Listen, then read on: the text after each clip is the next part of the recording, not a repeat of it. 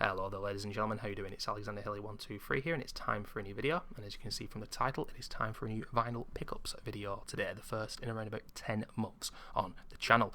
So yeah, vinyl pickups video, that's how we're starting 2021. 6 vinyls to showcase for you guys today, and we're going to get straight into it because I've tried to do this video a few times, been stumbling and stuttering on my words because making these videos isn't always easy, but never mind speaking. Let's just listen. It's Queens of the Stone Age, Songs for the Deaf, the first vinyl to showcase today. The third album released in 2002, and for me, it is still the best. It's still very heavy, but the singles were absolute corkers and showcase why it became so popular. Everybody knows, no one knows.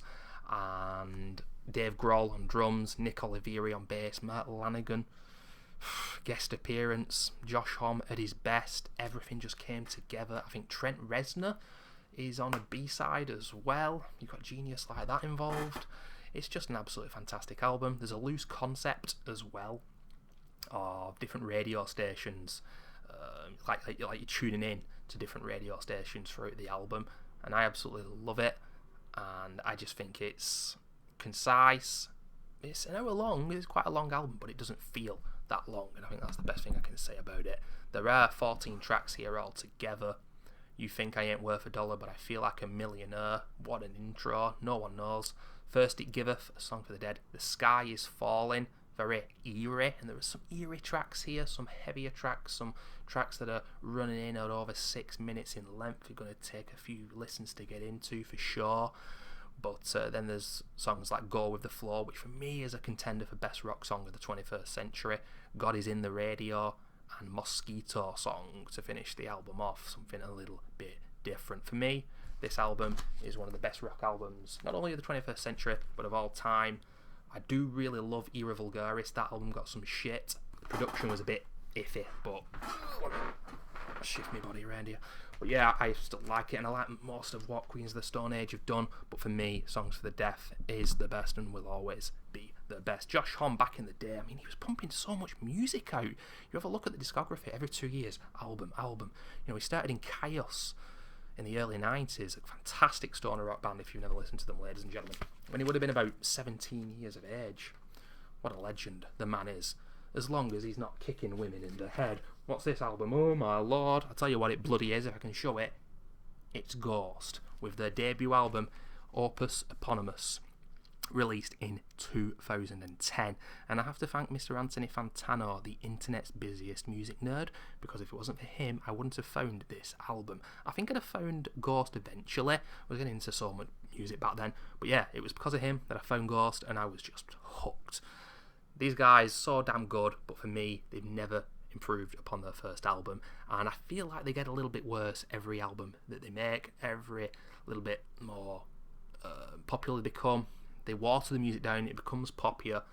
With their first album, the satanic edge and the masks and all the occult satanic bullshit, he was like, is this real? Is this real? Whereas obviously by now you know it's a complete farce, but I feel like this album is just a little bit heavier than the other albums they released, but it's also insanely to the point. 35 minutes long. This is the bloody Pink Moon by Nick Drake of heavy metal, in my opinion. Very short songs, easy to listen to. My mum even liked this album when I let her listen to it last year. Then again, I'll let her listen to some Rammstein and Ministry, and she's that fucking cool. She even liked them. But yeah, Ghost, Opus Eponymous. That's actually the vinyl that you see in there as well. And there's the Papa with his hands out, ladies and gentlemen. And I just love the satanic vibe of this. Conclave, Condio, Ritual, Elizabeth. I love how he says Elizabeth as Elizabeth. Stand By Him, Satan Prayer, Death Knell, Prime Mover, Genesis. It's just one of those albums. Put it on, and I don't skip a moment. It all fits. It's their best album for me. Some people really love their third album, Meliora, was it? And I like it, but there's some tracks that I can't get into, and I feel like that's the case with the second, the third album, and the last album, Prequel, which had an amazing art style and cover, and I was like, is this going to go heavier? And it didn't. It's the poppiest thing they've ever done, and after that album they said, we're going to do our heaviest stuff now, because for me, just it being poppy doesn't mean that it has to be worse. I like some pop music. I like more simpler music at times, but it tends to be the case, for me personally, that the quality lessens and I like it less. I don't know. But yeah, I love this album. Great listen. And even if you're not into metal, I think after the first album goes to more of a rock band than a metal band, but regardless of genres, who cares? It's good freaking music. And regardless of genres is a good thing to say about this next artist, because what the hell is this album? Well, I'll tell you what it is. It's Gorillaz' Demon Days, the new Gorillaz album. Listen to it. I've been listening to it within the last week. The Songs Machine Part 1, Strange Times. Some really good collaborations. You got Beck, Elton John, ladies and gentlemen, Robert Smith from The Cure. Quite a bit of a hippity-hoppity mumble rap influence as well, which I'm not as keen on. But hip-hop is part of the deal, of course, with Demon Days and with Gorillaz. I do like some rap and hip-hop, but I feel like with a lot of artists these days, like, for example, Avalanche's, their last two albums have had too much of a hip-hop influence. I need to listen to their brand new one, actually. But yeah, Gorillaz' Demon Days, released 2005. It's 16 years old now. And I have to say, there is no other album in the 21st century which gives me goosebumps and nostalgia as much as this one. 15 years of age I was at the time when this album was released, and I remember Feel Good Inc. was just on another level, and I've got goosebumps now thinking about it. And then that video with Shawn Ryder, just so absurd and just weird. Let's have a look here. Oh my lord. And then I think it was Kids with Guns, which was a single. The string section in the middle of that song. Are you kidding me? And then the choir. There's a gospel choir at the end. Don't Get Lost in Heaven and Demon Days, self-titled, finishing off the album itself. There are a few tracks here like All Alone, White Light, which I can't get into quite as much.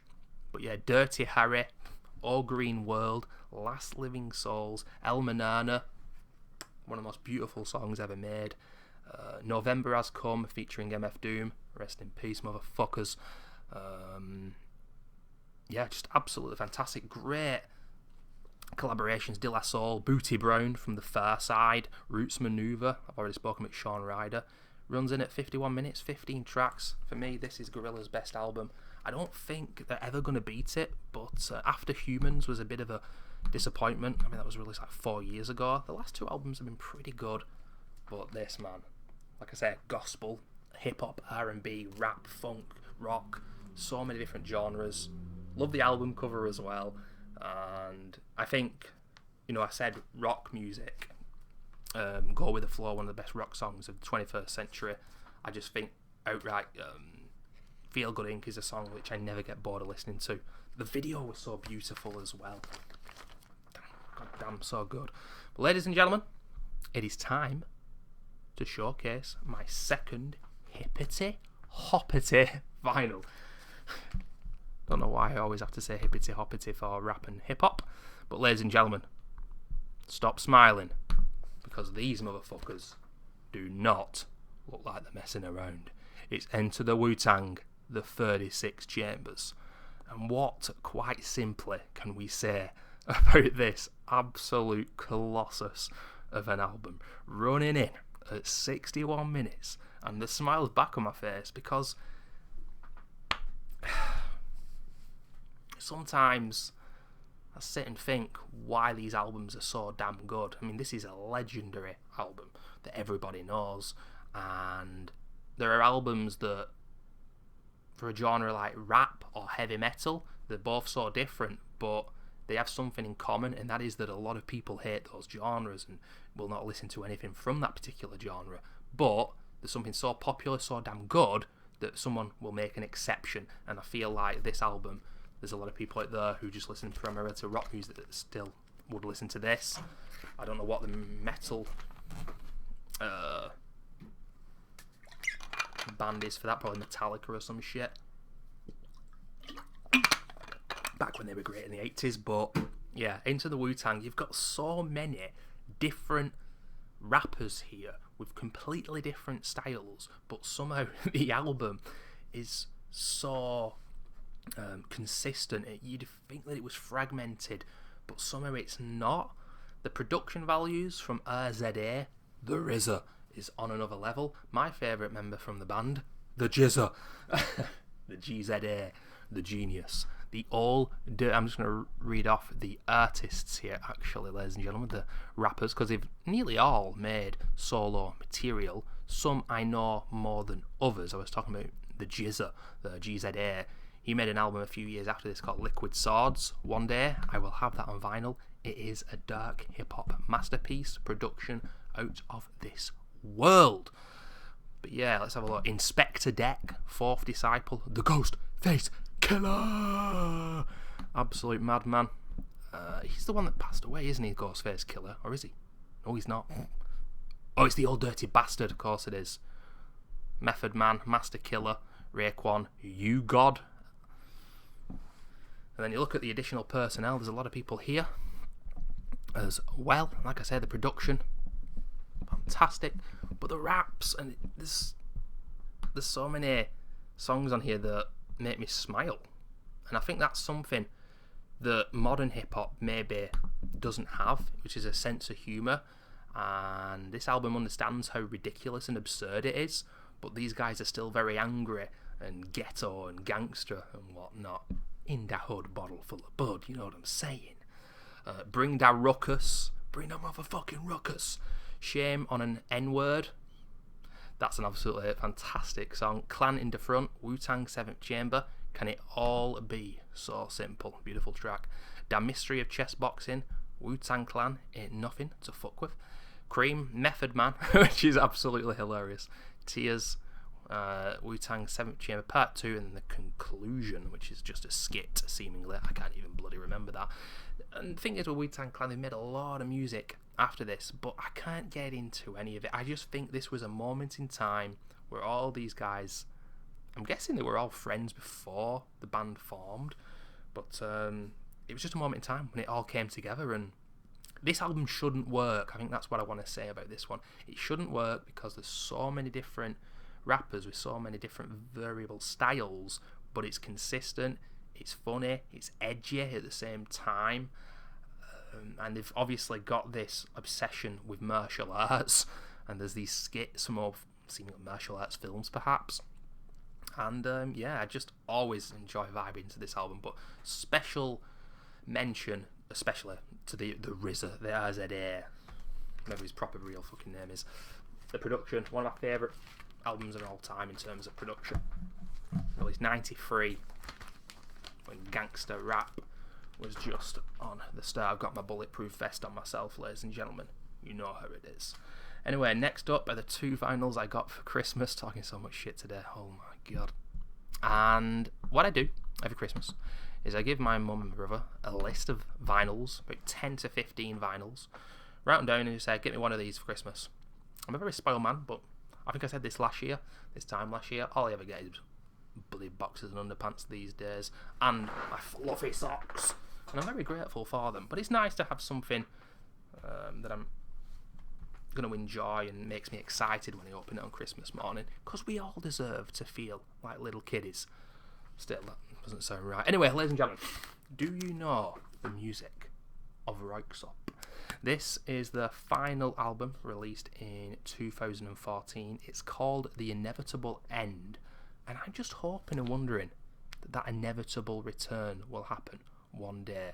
These guys started a lot for me, and they hold a special place in my heart because I remember one of their tracks being played a heck of a lot on the television in the early 2000s, and I remember downloading illegally Melody AM and The Understanding, the first 2 albums. I think I got them in 2005, and at that time never got into Arteca, never got into Aphex Twin, Boards of Canada and all the IDM kind of bands in the 90s.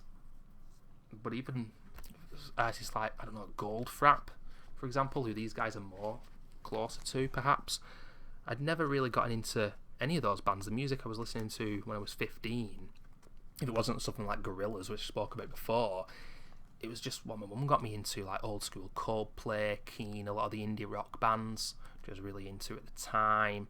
R.E.M., Tears for Fears. Mum got me into some good shit, but it was Eple, which is Norwegian for apple.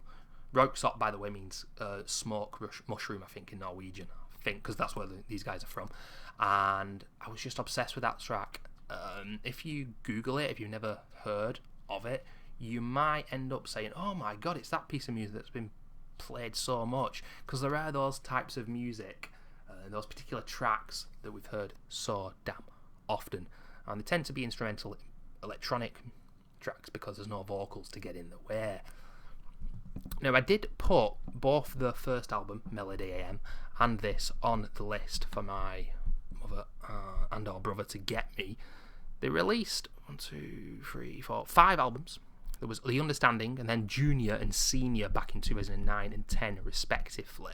And those 2 albums, one was a very happy, light, melodic, poppy album, Junior, and then Senior was the complete opposite.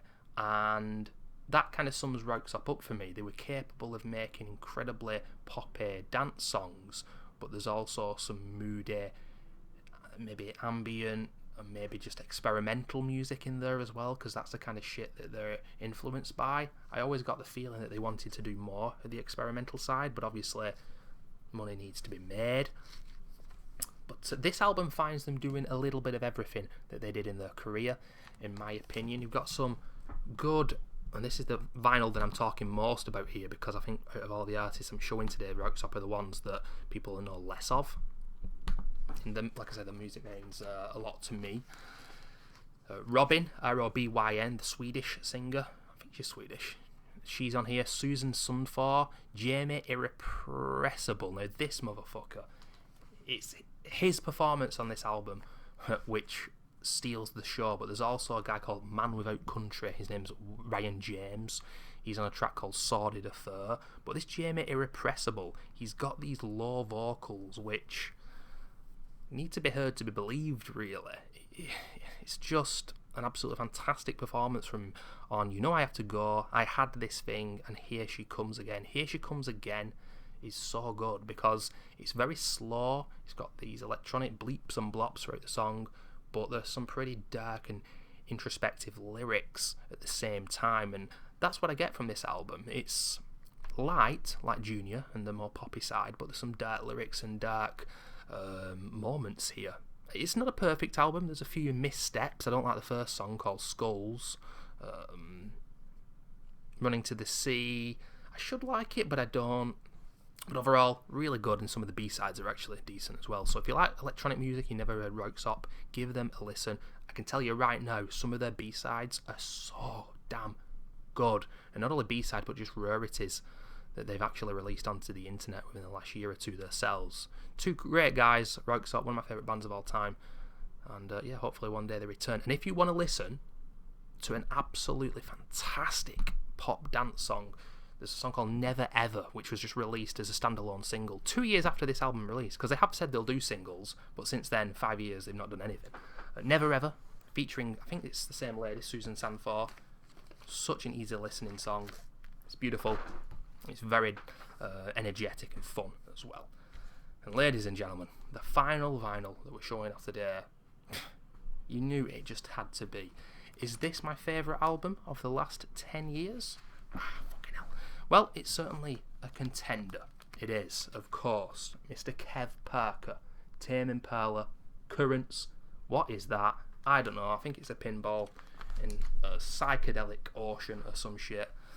This is Tame Impala's 3rd album, released in 2015, and this most certainly, regardless of what the band say, sees them going away from the stoner rock, psychedelic rock style, and there are more influences here of stuff like, I don't know, funk and electronica. I just absolutely love it. I like everything that Tame Impala have done. The last album, The Slow Rush, released, I think it was just last February, just last year, was really good. Still enjoyed it. But there's just something special about this album, and I never get bored of listening to it, and I'm somebody who, a lot of my favourite songs of all time, they never pop into my head. I never find myself humming along or singing to certain bands and artists that I enjoy. It's just one of those things. But this album, so catchy, and because I knew I was going to make this video today, and I know that because I got this for Christmas, I've had Let It Happen in my head, and I've had a few of the other tracks in my head from this album, and I might actually just listen to it again after the video is done. Let's have a look here. For the first time, Parker mixed the music and recorded all instruments by himself. The album featured no other collaborators, and I think that gives this album a really, really interesting edge on anything, really, because I think it's just, isn't it very intriguing that he did the bass, the drums, the guitar, everything himself. Obviously a very talented man, and because of that, everything seems like it's his vision, and it seems like you're getting an album which has had absolutely no compromise. This album, yeah, it took away the psychedelic rock vibe, but it's certainly not selling out. There's influences all over the place here. There's tracks which are going in between 6 and 7 minutes in length, such as, let's have a look, Let It Happen, New Person, Same Old Mistakes, and Eventually, Yes I'm Changing, The Moment, The Less I Know the Better. Everyone knows that track. The bass is just ridiculous on that track. Past Life, got goosebumps. Disciples, the catchiest song under 2 minutes I've ever heard, 'Cause I'm a Man, which is the man's anthem, ladies and gentlemen. Reality, Emotion, Love/Paranoia, and yeah, I could talk about each and every one of these tracks. Very interesting. The Past Life, it's probably not one of the most recognisable tracks on the album, but it features this robot voice, which I'm guessing might be Kevin Parker himself, and I'm not sure, but it's obviously an Australian, so it's another member of the band or him, and so it's this weird Australian robot voice talking about going to the dry cleaners and how he's got the same routine, and then he says he saw his ex-lover at the dry cleaners, and then he's talking about whether he should ring her or not, and the song ends with this robot just talking in the background whilst Kevin Parker's singing the song, and then it ends with him ringing the ex-lover, and then the song just abruptly ends, and I don't know why, but there's just something utterly goosebump inducing about that track for me. Yeah, just I love the melodies and the harmonies, and I think the man who sounds like a 21st century John Lennon has possibly reached his peak. I hope that Tame Impala can continue making great music, but I've just learned to understand and accept that a lot of times it is, like I said with Wu-Tang Clan, a moment in time when these artists reach a peak and they're at the top, and there's only one way down from then. There are certain artists, I've got a Black Sabbath poster there, Stephen Wilson, Porcupine Tree, there are artists that are geniuses who can keep longevity going, but I think that's the hardest thing to do. That is something I really, really enjoy when I look at a lot of my favourite bands and artists, is who's got a big discography, because sometimes it's just fleeting, and sometimes the artists can't help it. Buckley, Drake, Smith, some of these, Townes Van Zandt, some of my favourite songwriters that have left the building early. But yeah, sometimes it's just one, let's think, who's made one album and then called it, like Stone Roses for example. I spoke about them in my last Vinyl Pickups video. Only ever did one great album, but holy shit, what an album. Anyway, I'm meandering now, talking bullshit, but yeah, they're such a popular band, Tame Impala, but if you've never heard them, give Currents a listen. So damn good. Anyway, might be another year or so until the next Vinyl Pickups video. As for what's coming next, ladies and gentlemen, well, new year, same old insanity. I've just checked my analytics like I do once a day, and I've seen that somebody has been enjoying my old classics video from videos from about 10 years ago, and that really inspires me. If I see just 1 or 2 views a day on those kinds of videos, it makes me want to continue. In fact, that Dead Space glitch video, the weird happening in chapter 9, is actually starting to gain traction and get thousands of views. And there is going to be sometime this year a video in regards to the Callisto Protocol. it is the new Dead Space game with a different name, basically. The hype levels are through the roof. It looks good already, and I know that Glenn Schofield, the guy who made the idea of Dead Space initially, I know his heart is in the project. I'm just hoping for all the best. Fingers crossed it's a great game, because boy, do I need to play a great survival horror game. But anyway, thanks for watching, guys. I'll see you soon. Bye-bye.